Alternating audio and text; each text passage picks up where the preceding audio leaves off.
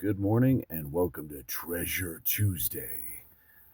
I'm going to change things up today. I had an idea I have a file where I had a bunch of different magic cards that kind of gave me ideas for different items you could do, but I think there's other forms of treasures that could help both running a game. And there's two fiction books I want to recommend by the same author. It's in a series, I think it's called the Threshold series. It's the author's name is Peter Kleins, and the first book is 14, just 1 4, and the other one is The Fold.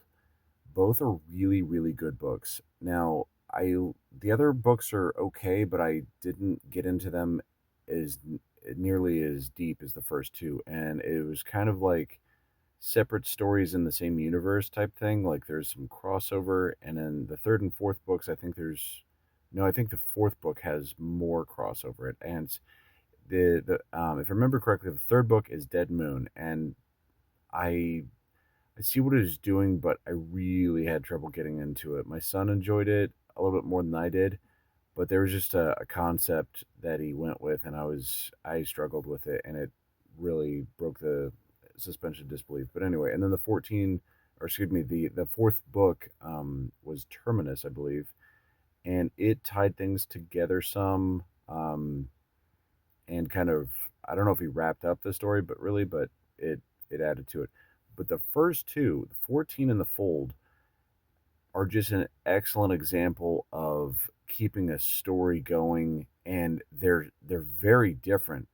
And but I don't know if I've met anyone that didn't get sucked into the narrative.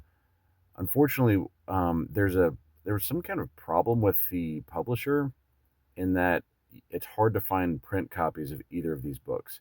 You can get Kindle versions really easy, obviously. You just go on there, and they're also an audiobook. And the audiobook I really recommend because they're both narrated by Ray Porter, and he's just awesome. I love his work. He's quickly becoming a legendary narrator. He's just amazing.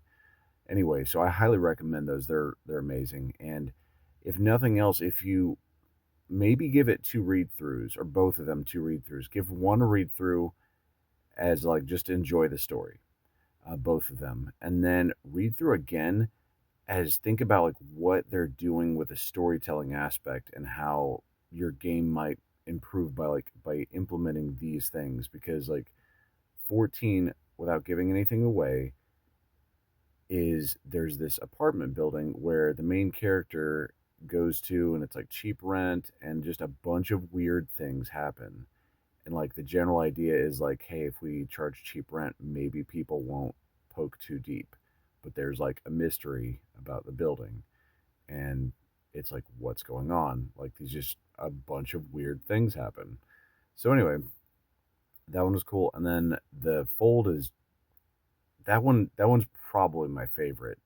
Even though 14 just grabs you right in, 14, or the Fold, has other elements. It has the main character has this eidetic memory, which I think is written really well.